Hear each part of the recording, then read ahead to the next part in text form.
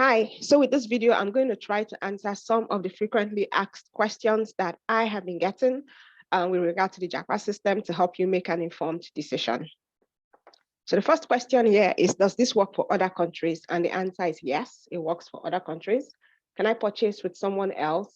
No, because we give support to one person to one Japa system. So if your sister, brother, a cousin or friend also wants to get support from us, they also need to get their own copy of the Japa system. And we don't advise you to share your link or your access with someone else because it's tied to your own IP address and your own email address. And if we find out that you're sharing your link, we're going to be removing you from the Japa system and you won't be added back and you're not going to get any refund for the monies you've paid.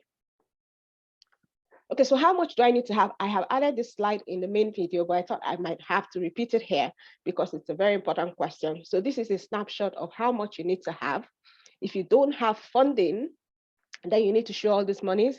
If you have scholarship, then you take out the amount of scholarship that you have, and then you show the rest.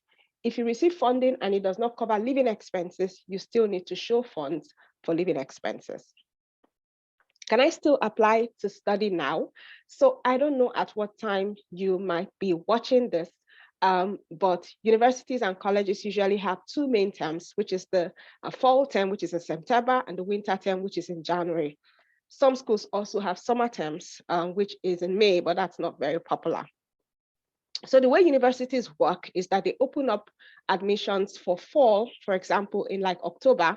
So, and for winter, they open also in October, some schools, or some schools open up in April. So which means that if you wanted to come to Canada in September, to start in September of 1 year, let's say 2050, that means in 2049 of October, they would have opened up applications. You can start applying in October up until about February. So most schools end in February. A couple of schools still go into March and very few schools April, but it's better for you if you can to apply as early as you can, and for the schools that have a February close. Now, the reason why I say this is because universities usually would wait to get all the applications before making a decision. So if their closing time is February 15th, for example, and you applied in October, you would not hear from them until after February 15th, okay? So you need to know this. Then for colleges, they actually take people on a running basis, yeah, as long as they have seats open. So you can start applying for the fall term in a college from like October, and usually they would respond faster than universities because they do not wait to get all the applications. They take people on a rolling basis, okay, until their seats are full. Note that for colleges, usually the competitive programs, the seats get full as well on time. So it's best you apply as early as possible. So no matter when you are seeing this video, even if it's at a time when probably a term is not open or is going to open soon, I advise you to get the Japa system now for about 4 reasons. Number one, the Japa system price may change anytime, yeah, without warning. Of course, you need time to study the materials, familiarize yourself with the process because it is a detailed process. So you need to know what you're doing. The earlier you apply for the upcoming term, the better for you. It's always better to apply early to get a seat, you understand? So you know that, you have your letter of admission and you can move forward. And then you also know what you need for visa application. So you start putting your house in order on time. I don't want to study. Can't I just come to Canada to work? Of course, you can come to Canada to work if you can get a job in Canada. If you can get a job in Canada, you can actually apply for a work permit, yeah? But as at the time I'm making this video, Canada is not processing work permits or the express entry for people who are outside of Canada. And then there are several reasons. Number one is because of the COVID. Number two, because of backlog. And number three, because they are trying to change the modalities for the express entry as well. Nobody knows what's going to happen, but it's likely they might change it to an occupation-only type of express entry, which will make it more difficult for people to come into Canada. So whether you want to study or not, I mean, if you can't study, it is advisable that you come into Canada to study and then use that as a route to permanent residence. That is the easiest way. I mean, I'm giving you soap now. That's the easiest way to get into Canada at this time, okay?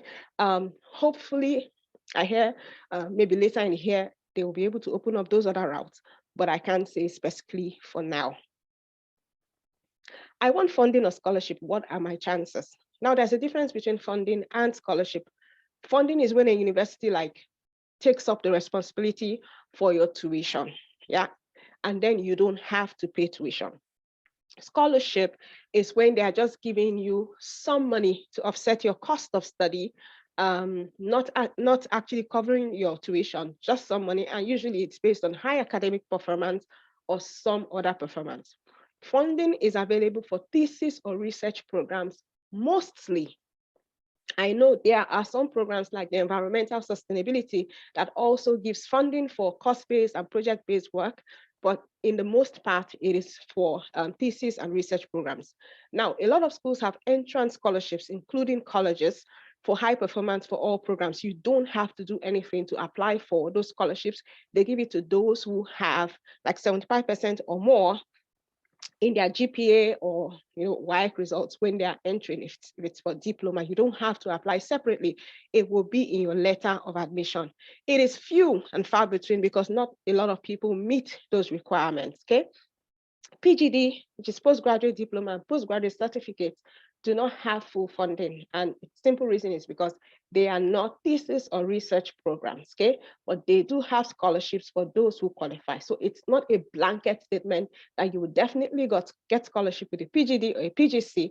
It's not like very likely, but there's a chance if your performance is really high.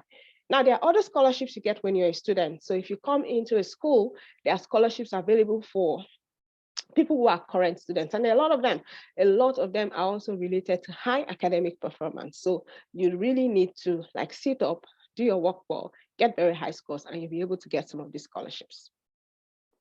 What should I study and in what school? Now, this is a decision that you would need to take. We have tools that can help you make that decision in terms of what to study and what school you will go to. But it will have to be something that's related to something you've done before. Okay, so you couldn't have done business admin, you're working in a bank and you want to come to Canada to study nursing, it will probably not work. S plus Y years older, I graduated 10 years ago. Now, when you graduated doesn't matter in most cases. I admit there are a few colleges that say they don't take people with a 5-year gap. And the reason why they say that, they advise you know that they don't take it. They feel that it will be difficult for you to get visa. And you would usually see that warning on the program page. There are a lot of people who are coming to those same schools who had like 10 years gaps or more than 5 years gap. So that is not really a program. There are a lot of schools who also don't care the amount of gap you have in your education. The most important thing is that you want to study and you're qualified to study. So age is not really a problem, except you are probably retired and haven't been doing anything in the last few years. Then there might just be no reason you have for coming to study. But if you're whatever age and you're engaged in probably work or business, you can actually come to Canada to study. I have HND 2 to third class. Can I do a master's degree?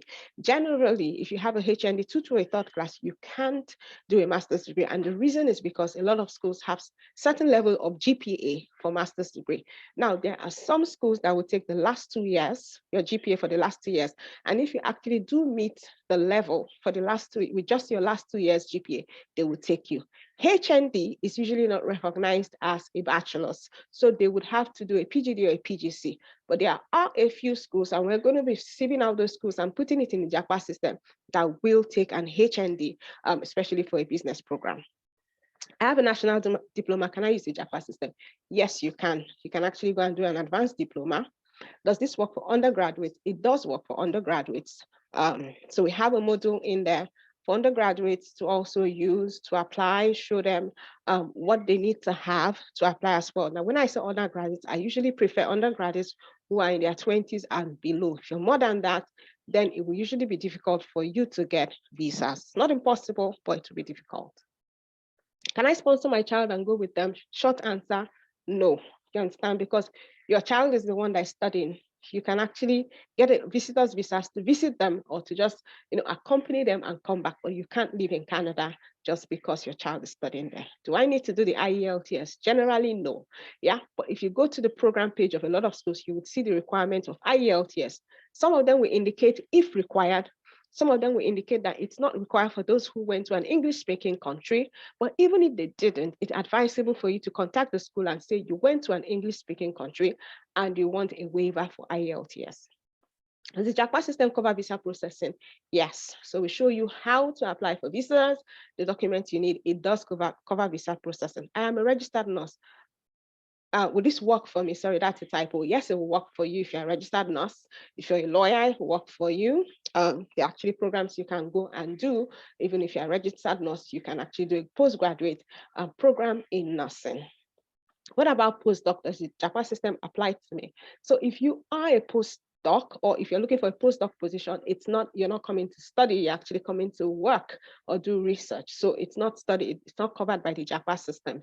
There are ways to look for a postdoc position, which I can share, but I didn't put it in the Japa system because there would actually be no need for you to buy the entire Japa system just for a postdoc position. So you might actually contact me. Postdocs are considered as work. Yeah. So just like the rest of the other routes that are paused, you might not be able to get your work permit on time to come to Canada to work. But of course, you can get a postdoc position and wait until those work visas open up. Can I travel with my family? Yes and no. You can travel with your family, depending on the structure of your family. Of course, if you had a baby and you were a woman and you had a nursing child, you can actually come with your family. But I would usually advise that the student actually comes to Canada and then invites their family to join them. The PGD gets permanent residence. So if you do a postgraduate diploma, a postgraduate certificate, which is 1 year, you would still get permanent residence. Okay, so as long as your study is more than 8 months, which is like 2 terms, and it's not like a professional study or just vocational, you can get permanent residence. I have been denied visa before. Will the Japa system help? Definitely will help if you have been denied visa before. Will you do the process for me? So usually we don't, because this is a help yourself, kind of do it yourself program. But if you come into the Japa system and you see that you don't have the time or you really cannot do it, we do have services to help you complete the process. Will I have access to you? Yes, when you get the Japa system, you have access to me, you have access to my team as well. So my contact details, our email address is in the Japa system. And once you get in there, I advise you to go through the materials and then contact us if you need help, guidance, and all that. So will this work for me? Well, you tell me. I should be asking you, will it work for you? Do you meet the requirements? Are you ready to do what it takes? Do you believe it will work for you? So I am that kind of person who believes that if you believe something will work for you, it will. If you believe it won't, it won't. So it's actually in your hands and the ball is in your court. So the question now is, how much do you really want it? Like I said in the main video, the action that you take later or after watching this will depend on how much you want it. But please make an informed decision, because all sales are final. You do not get a refund if you now come back and say, oh, I didn't know that, or I didn't know this. That's why I've tried to answer most of the frequently asked questions that I get. So if you need clarification, go back and watch this video. So the truth is, Canada needs you. Yeah, it's the truth. Canada does need people. Canada does need you. Canada wants people from Africa to come. And the study route is for sure the easiest way to migrate to Canada. It is the easiest and most accessible. So if you meet the requirements, start your Canada journey today. Okay. And I wish you all the very best. Thank you very much and take care. Bye.